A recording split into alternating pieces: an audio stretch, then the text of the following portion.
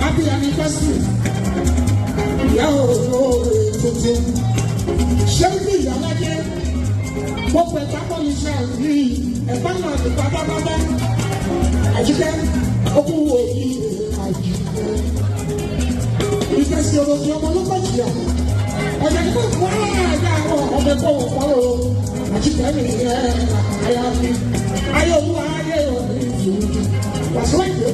Ọmọ máa ń yíyọ òwúrò ọmọ ìdálẹ̀ ìgbóhùn nípa ṣàpọ̀ náà ọkọ̀ yìí máa bá wí.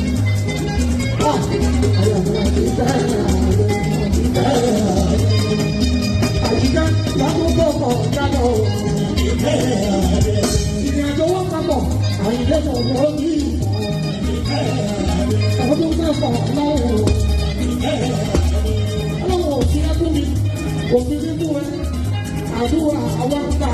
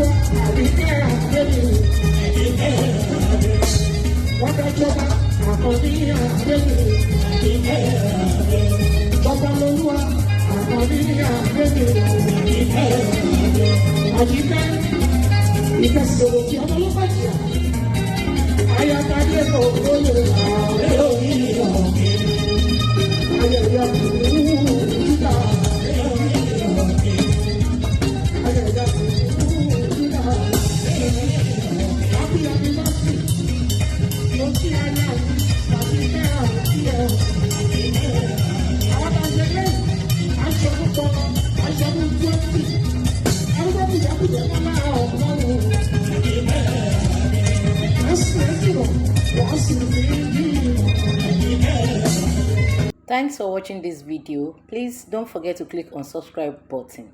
Kindly comment and share. We drop new videos daily. Thank you. God bless you.